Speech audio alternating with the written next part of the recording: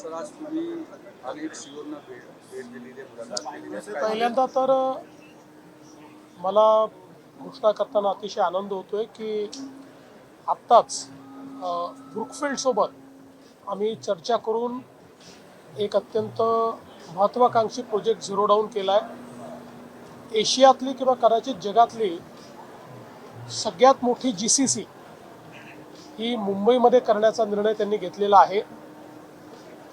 जवळपास 20 lakh square foot ही GCC असणार आहे. 15,000 लोकांना डायरेक्ट आणि 30,000 लोकांना इनडायरेक्ट असं 45,000 एम्प्लॉयमेंट तयार करणारी ही GCC असणार आहे. आणि आपला जो प्रयत्न आहे की महाराष्ट्राला GCC कॅपिटल करायचं, त्या दृष्टीनं ही बैठक अत्यंत पॉझिटिव्ह झालेली आहे आणि त्यांनी जवळपास तो निर्णय घेतला. लवकरच त्या संदर्भात आम्ही त्यांच्यासोबत MOU देखील साईन करू. सोबतच जगामध्ये लॉजिस्टिक्समध्ये जी अतिशय प्रतिथयश कंपनी समजली जाते फेडेक्स, त्या फेडेक्सची देखील आज त्यांच्या GCCच्या संदर्भात चर्चा झाली आहे. ही पण चर्चा अतिशय पॉझिटिव्ह झाली आहे. आणि केवळ GCCच नाही तर त्यांचे डिफरंट ऑपरेशन्स हे कसे मुंबई आणि न्यू मुंबई या भागामध्ये आपल्याला आपल्या एअरपोर्टच्या विसिनिटीत आणता येतील, त्या दृष्टीनं खूप सकारात्मक चर्चा त्यांच्याशी झाली आहे. आज सगळ्यात महत्त्वाचं म्हणजे मायक्रोसॉफ्टचा जो इव्हेंट आहे AI टूर, त्याच्यामध्ये आज श्री सत्या नडेला यांचे कीनोट ॲड्रेस होता, त्याला मी उपस्थित होतो. त्या कीनोट ॲड्रेसमध्ये त्यांनी महाराष्ट्रासोबत एक जो काही आपण त्या ठिकाणी प्लॅटफॉर्म तयार केलेला आहे क्राईम AIOS, त्या प्लॅटफॉर्मची फिल्म देखील दाखवली आणि आर्टिफिशियल इंटेलिजन्सचा उपयोग करून कशा प्रकारे आपण क्राईम कंट्रोल करू शकतो याचं जे महाराष्ट्राने उदाहरण तयार केलं आहे मायक्रोसॉफ्टसोबत, ते शोकेस करण्यात आलेलं आहे. त्यानंतर त्यांच्याशी माझी 1-on-1 मीटिंग देखील झाली आणि त्या बैठकीत इतरही क्षेत्रांमध्ये आपल्याला AI कसा त्या ठिकाणी यूज करता येईल आणि गव्हर्नमेंट ऑफ महाराष्ट्रासोबत AI को पायलट्स कसे तयार करता येतील याच्यावर चर्चा झाली. विशेषतः सर्व्हिस डिलिव्हरी असेल, हेल्थकेअर असेल किंवा एज्युकेशन असेल किंवा ॲग्रिकल्चर असेल, या प्रत्येक क्षेत्रामध्ये आपल्याला कशा पद्धतीनं को पायलट्स तयार करता येतील याच्यावर चर्चा झाली. आपल्याला कल्पना आहे की नुकतंच माननीय प्रधानमंत्र्यांशी भेटून त्यांनी आजपर्यंतची मायक्रोसॉफ्टची सगळ्यात मोठी इन्व्हेस्टमेंट घोषित केली आहे, जवळपास $17 बिलियन. मी त्यांना हे सांगितलं की त्या इन्व्हेस्टमेंटमध्ये आपण महाराष्ट्राचा विचार करावा आणि त्यांनी देखील सांगितलं की निश्चितपणे आम्ही जे काही वेगवेगळे ठिकाणांचा विचार करतो आहे त्यात एक महाराष्ट्र अतिशय प्रामुख्यानं आहे. आत्ता देखील त्यांची बिगेस्ट इन्व्हेस्टमेंट ही महाराष्ट्रामध्येच आहे. त्यामुळे मला असं वाटतं की निश्चितपणे येत्या काळामध्ये खूप चांगली इन्व्हेस्टमेंट आणि टेक्नॉलॉजिकल सपोर्ट आणि AIचा एक प्रकारे महाराष्ट्राला हब करण्याकरता मायक्रोसॉफ्ट पुढाकार घेईल अशा पद्धतीनं चर्चा झालेली आहे, जी अतिशय सकारात्मक आहे. सर, तुम्ही ज्या पद्धतीने सांगताय की क्राईमसाठी विशेष करून याचा मोठा फायदा होतो, सायबर गुन्हे गेल्या काही वर्षांमध्ये वाढलेले पाहतो, त्यामुळे त्याच्यासाठी कशा पद्धतीने आपण आता जे मार्वल तयार केलेलं आहे, जसं मी तुम्हाला मगाशी सांगितलं, जसं आता इथे मायक्रोसॉफ्टच्या याच्यात एक खाली त्या संदर्भात आपण एक हे देखील लावलेलं आहे, त्याचं डेमॉन्स्ट्रेशन देखील लावलेलं आहे. हे असं टूल आपण तयार केलं आहे की सायबर क्राईम आणि फायनान्शियल क्राईममध्ये इतकं फास्ट डिटेक्शन होतं, ज्या डिटेक्शनला तुम्हाला 3-3, 4-4 महिने लागायचे ते 24 तासात होत आहे. आणि त्यातनं लोकांचे पैसे वाचतायत, आपण गुन्हेगारांना अटक करतोय, प्रिव्हेंटिव्ह देखील आपण करू शकतोय, आपण एक प्रकारे प्रिडिक्टिव्ह देखील करू शकतोय. मला असं वाटतं की क्राईमचं जे काही आज बदललेलं स्वरूप आहे सायबर क्राईम आणि फायनान्शियल क्राईम, त्याच्यात हे अत्यंत महत्त्वाचं आहे. दुसरीकडे जर बघितलं असेल तर तुम्ही ज्या पद्धतीने मुंबईमध्ये एक प्रोजेक्ट येणार आहे, महाराष्ट्रातल्या दुसऱ्या आणि कुठल्या भागांमध्ये अशा पद्धतीचा प्रोजेक्ट असेल. आत्ता GCCचं जे रेव्होल्युशन आहे ते पहिल्या टप्प्यामध्ये मुंबई आणि पुण्यात आपण कॅच करणार आहोत, किंवा मुंबई पुणे जो कॉरिडॉर आहे त्याच्यामध्ये आपण कॅच करणार आहोत आणि त्याच्यानंतर ते Tier 2 सिटीजमध्ये जाईल. देवेंद्र जी, जिस तरीके से आज ईसीसी को लेकर के एक बड़ा It will be more than $1 billion. Most exciting part is that for the first time in Asia or probably in the world, they will be constructing property worth 2 million square feet, and the most exciting thing will be it will host 15,000 people, direct jobs for 15,000 people and indirect jobs for 30,000 people. So one single project will actually create 45,000 jobs. Devendra जी, जिस तरीके से आज कई सारे CEO से आपकी मुलाकात हुई और खास करके जीसीसी को लेकर बड़ा इन्वेस्टमेंट का भी यहाँ आज तय हुआ है। देखिए, आज कुछ बहुत महत्वपूर्ण फैसले हमारे हुए हैं।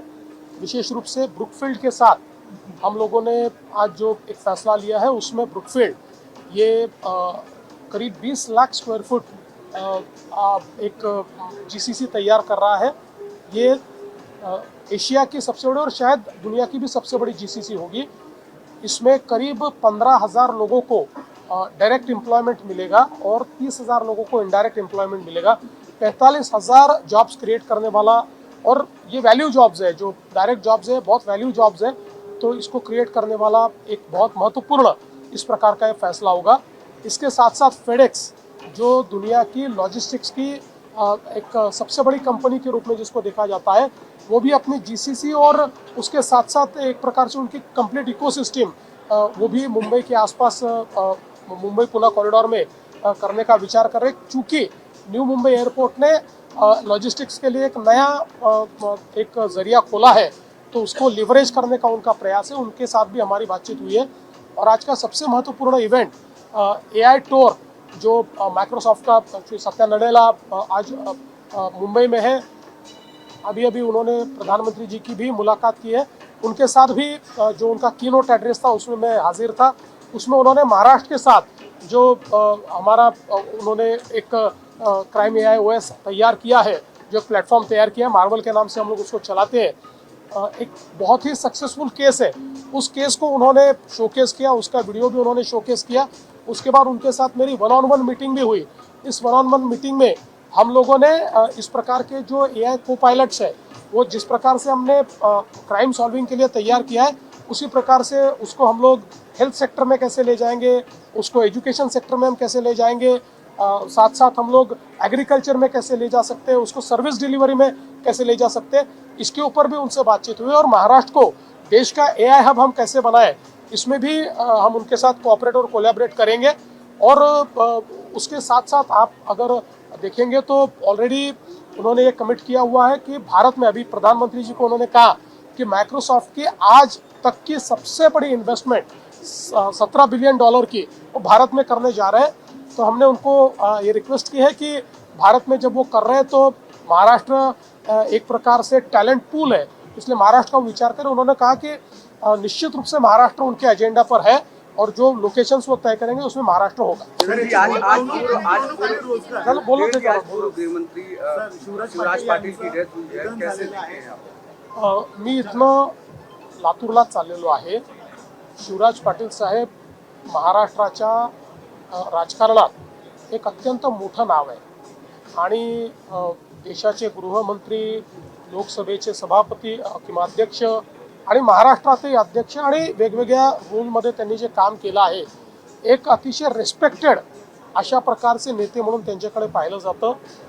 प्रचंड त्यांचं ज्ञान आपल्याला त्या ठिकाणी पाहायला मिळालेलं आहे की एक अतिशय इन्फॉर्म्ड, अतिशय हुशार अशा प्रकारचा राजकारणी म्हणून त्यांच्याकडे पाहिलं गेलं। आणि त्याचसोबत राजकारणामध्ये एक प्रचंड सभ्यता पाळणारा नेता म्हणून देखील त्यांच्याकडे पाहिलं गेलं। त्यामुळे ज्याला एक रिस्पेक्टेड लीडर आपण असं म्हणतो की ज्यांच्याबद्दल सगळ्यांना आदर आहे, पक्षाच्या पलीकडे संपर्क ठेवून, आदर ठेवून काम करणारे ते नेते म्हणून आपल्याला पाहायला मिळतात। एक मोठी कारकीर्द आहे, ज्या कारकिर्दीबद्दल खूप गोष्टी आपल्याला सांगता येतील, त्या मी नंतर बोलीन त्याच्यावर। पण मला असं वाटतं की निश्चितपणे महाराष्ट्रातलं एक मोठं नेतृत्व हे आज आपल्यातनं गेलेलं आहे आणि शिवराज पाटील हे वेगवेगळ्या कारणांनी निश्चितपणे आपल्याला आठवणीत राहतील। त्यांनी केलेल्या कार्यामुळे आपल्याला आठवणीत राहतील। माझं स्वतःचं देखील खूप पर्सनल त्यांच्याशी चांगले संबंध आले आणि अतिशय त्यांचं प्रेम मिळालं। अनेक वेळा चांगले निर्णय घेतल्यानंतर स्वतःहून समोरून फोन करून ते निर्णय ॲप्रिशिएट करण्याचा मनाचा मोठेपणा देखील शिवराज पाटील साहेबांमध्ये होता आणि म्हणूनच अशा प्रकारचं व्यक्तिमत्व आपल्यातनं गेलं ही खरोखर महाराष्ट्राच्या सामाजिक राजकीय अशा या सगळ्या वातावरणात एक अतिशय दुःखाची अशा प्रकारची परिस्थिती आहे. शरद पवारांचा आज वाढदिवस देखील आहे. हे निश्चितपणे पवार साहेबांच्या जन्मदिनाच्या निमित्ताने मी त्यांना खूप खूप शुभेच्छा देतो आणि ईश्वराने त्यांना दीर्घ आयुष्य द्यावं, उत्तम आरोग्य द्यावं आणि जी काही त्यांच्या परीनं ते सेवा करतायत ती त्यांनी करत राहावी. शिवराज पाटिल को लेकर के कैसे मुंबई महानगरपालिकेसाठी आज ये बहुत ही दुख की बात है कि देश के पूर्व गृह मंत्री लोकसभा के अध्यक्ष शिवराज पाटिल जी का दुखद निधन हुआ है। अभी मैं यहाँ से लातूर ही जा रहा हूँ उनका अंतिम दर्शन करने के लिए।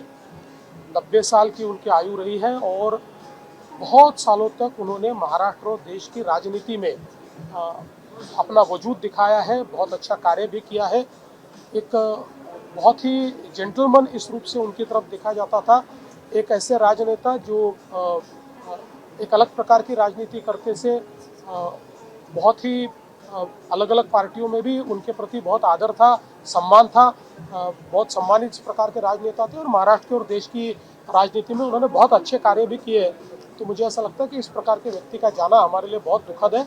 मैं उनको बहुत बहुत श्रद्धांजलि अर्पण करता हूँ। देश विदेशातील प्रत्येक घडामोडींचे लाईव्ह अपडेट मिळवण्यासाठी आता साम टीव्हीच्या सर्व सोशल मीडिया प्लॅटफॉर्मला लाईक, फॉलो आणि सबस्क्राईब करा।